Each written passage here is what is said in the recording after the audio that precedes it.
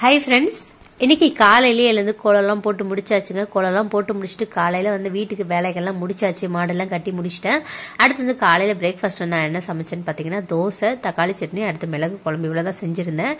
இது செஞ்சு முடிச்சுட்டு அதுக்கப்புறம் பசங்களுக்குலாம் சாப்பாடு கொடுத்துட்டு இன்னைக்கு ஸ்கூல் லீவ் இல்லையா, அதனால நானும் சாப்பிட்டுட்டு கிளீனிங் ஒர்க் ஸ்டார்ட் பண்ணியாச்சுங்க. நானும் வந்து 3-4 நாள் கிளீன் பண்ணிட்டு இருக்கேன். இன்னும் என்னால கிளீனிங் ஒர்க் வந்து முடிக்க முடியல. இதே வேலையா இருந்தா முடிச்சிடலாம். இதுக்கு இடையில பாத்தீங்கன்னா மாடு ஓட்டிட்டு போகணும், பால் கறக்கணும், இந்த மாதிரி நிறைய வேலைகள் வந்து இருந்துகிட்டே இருக்கிறதுனால இந்த ஒர்க் வந்து ஃபுல்லா கம்ப்ளீட் பண்ண முடியல. ஒரு நாளைக்கு ஒவ்வொரு ரூம் அப்படிதான் பண்ணிட்டு இருக்கேன். இன்னைக்கு ஃபுல்லா வந்து கிச்சன் எல்லாம் கிளீன் பண்ணியிருந்தேன், டீப் கிளீன் பண்ணியிருந்தேன்.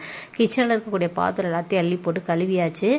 நான் மேல வச்சிருந்தேன் பாத்தீங்களா, அந்த மேரேஜ் எப்ப கொடுப்பாங்களா அந்த பித்தளை பாத்திரம், அதெல்லாம் வந்து தொட்ட கூட இல்லை, அப்படியே வந்து மூட்டை கட்டி வச்சிருக்கேன். கிச்சன்ல இருக்கக்கூடிய பாத்திரம், அப்புறம் வந்து இந்த கிளாஸ் கண்டெய்னர், அதெல்லாம் மட்டும் நான் இன்னைக்கு வந்து கழுவி தொடச்சி வச்சிருக்கேன். அடுத்து வந்து கிச்சனையும் வந்து நல்லா சோப் வாட்டர்லாம் வச்சு நல்லா ஆல்ரெடி வந்து நான் ஸ்டிக்கர் தான் ஒட்டி வச்சிருக்கேன், அதனால கொஞ்சம் வந்து ஈஸியா இருந்துச்சு. அது எல்லாத்தையும் தொடச்சி முடிச்சாச்சு. தொடச்சதுக்கு அப்புறம் இன்னைக்கு வந்து நான் என்னென்னலாம் ஒர்க் பண்ணேன்னு பாத்தீங்கன்னா, இந்த கிச்சன் கிளீன் பண்ணியிருந்தேன். அடுத்து வந்து ஏற்கனவே கொஞ்சம் பக்கெட் இதெல்லாம் வந்து கழுவி வச்சிருந்தேன். அதெல்லாம் தேவையான பொருட்கள்லாம் போட்டு வச்சிருக்கேன். கிச்சன் டூரும் ஹோம் டூரும் கேட்டிருந்தீங்க. இது எல்லாமே கம்ப்ளீட் பண்ணதுக்கப்புறம் நான் வந்து ஒரு பெரிய விலாகா வந்து போடுறேன். இது ஃபுல்லா வந்து மேல வரைக்கும் ஏறி குரங்கு மாதிரி ஏறி தாவி ரெடி பண்ணியாச்சுங்க. ஃபுல்லா எல்லாத்தையும் கம்ப்ளீட் பண்ணிட்டேன். இந்த ஸ்டிக்கர் ஓட்டுறது நல்லா ஈஸியா இருக்கு துடைக்கிறதுக்கு. இதெல்லாம் பாத்தீங்கன்னா 25 வருஷத்துக்கு முன்னாடி கட்டின வீடு, அப்பெல்லாம் வந்து கடப்பாக்கல் மட்டும்தான்.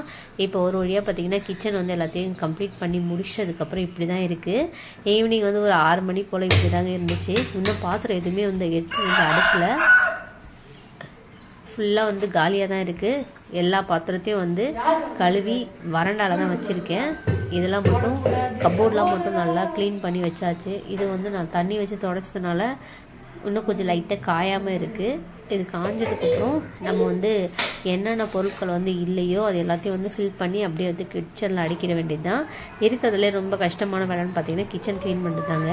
இங்க வந்து யூஸ் பண்ற பாத்திரம் மட்டும் கொஞ்சம் வச்சிருக்கேன். மற்ற பாத்திரம் எல்லாத்தையும் தூக்கி மேல போட்டாச்சு.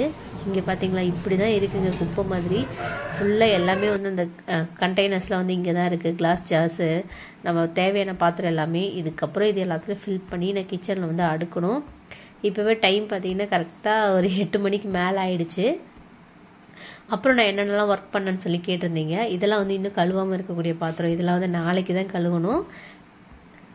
அப்படியே பாருங்க, இதெல்லாம் வந்து நான் நேத்தே கழுவி இதெல்லாம் வந்து ஃபில் பண்ணி வச்சிருக்கேன். அப்புறம் கொஞ்சம் வந்து துணியெல்லாம் மடிச்சு வச்சிருக்கேன். தேவையில்லாத துணியெல்லாம் தூக்கி ஒதுக்கி வச்சாச்சு. இது வரைக்கும் தான் இன்னைக்கு பண்ணதுங்க. அடுத்து வந்து நாளைக்கு நான் என்னென்னலாம் பண்ணேன்னு சொல்லி நாளைக்கு வீடியோல பார்க்கலாம். இது எல்லாத்தையும் பேக் பண்ணி வச்சாச்சு. வீடியோ பிடிச்ச வீடியோக்கு லைக் கொடுங்க. மறக்காம கிராமிய சுற்றுச்சூழல் சப்ஸ்கிரைப்